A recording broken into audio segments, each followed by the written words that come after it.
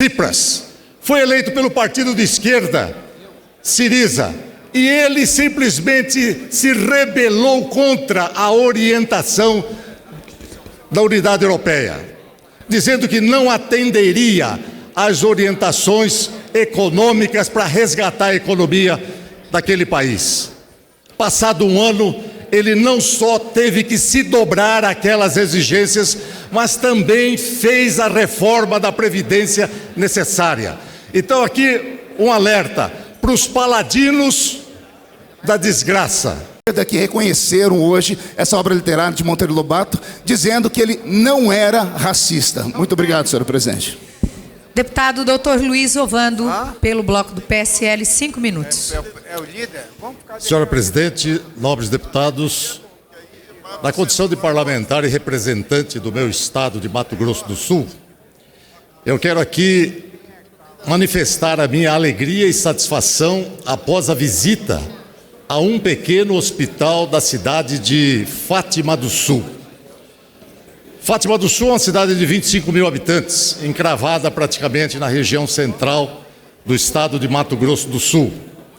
Economia próspera, vocação agrícola, e tive a satisfação de ser recebido no Hospital CIAS, Sociedade Integrada de Assistência Social, em que a administradora do hospital, senhora Rosa Vilas Boas, com toda a sua equipe, nos mostra um hospital de influência significativa. É um hospital de 62 leitos, um hospital que é referência para 18 municípios na área de oftalmologia. É um hospital que recentemente passou por uma verificação do SUS e lá, diante de 120 quesitos, respondeu favoravelmente a 118. Há uma manifestação, inclusive daqui,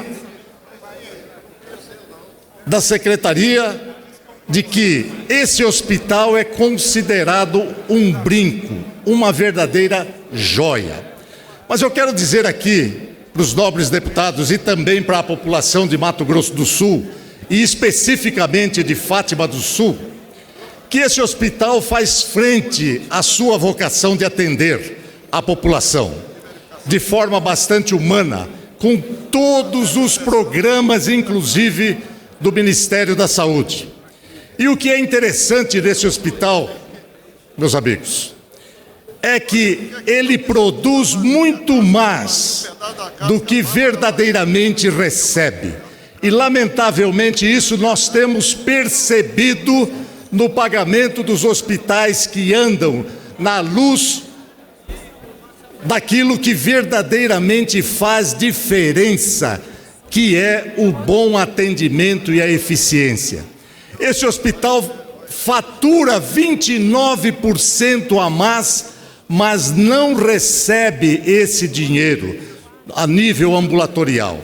E aqui, lembrando que hoje nós estamos comemorando o Dia Internacional das Doenças Raras, legitimamente defendido, que contamos com a presença do ministro da Saúde, que é do nosso estado. E aqui eu quero dizer que é legítima essa reivindicação, é legítima essa celebração, mas nós não podemos deixar de pagar, de restituir aquilo que o hospital produz e que de uma forma bastante cidadã atende a população da cidade e do estado. Nós temos defendido o clínico, e aqui eu quero apenas lembrar que esse hospital é um hospital simples e resolutivo, porque ele tem simplesmente ultrassom, aparelhos de raio-x, colonoscopia, e com isso ele consegue atender a demanda da população e é referência de retaguarda para muitas cidades em torno da cidade de Fátima do Sul. Para terminar, eu quero aqui apenas falar sobre a Previdência. A Previdência é um desafio para os governos legitimamente eleitos. Eu quero lembrar aqui que não importa a tendência ideológica. E também historicamente lembrar que a história é a mestra da vida. Há mais ou menos 4 anos, na Grécia, o primeiro-ministro Alexis Tsipras foi eleito pelo partido de esquerda, Syriza, e ele simplesmente se rebelou contra a orientação da Unidade Europeia, dizendo que não atenderia às orientações econômicas para resgatar a economia daquele país. Passado um ano, ele não só teve que se dobrar àquelas exigências, mas também fez a reforma da Previdência necessária. Então aqui um alerta para os paladinos da desgraça. Deputado, os paladinos da desgraça e os arautos das más notícias, que dizem que haverá problema e que o pobre vai pagar caro.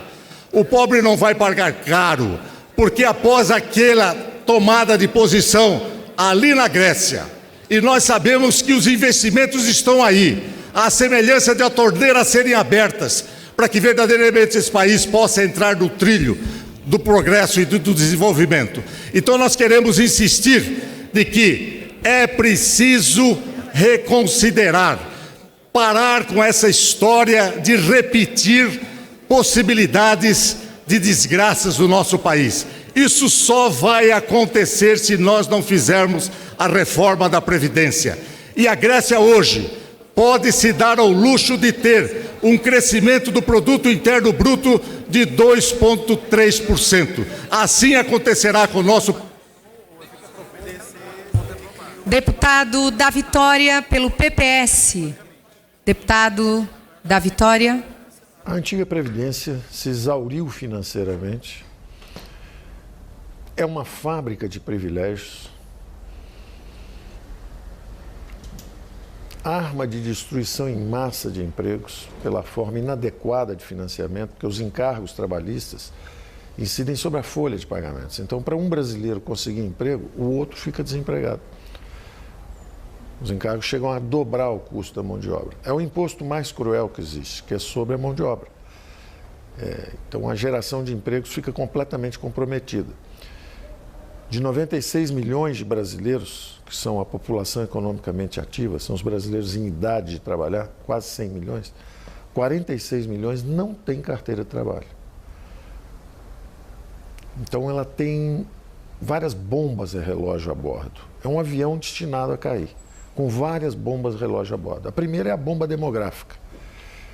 À medida que o país, a distribuição etária vai mudando, o Brasil vai tendo menos jovens, há uma condenação a esse sistema de repartição.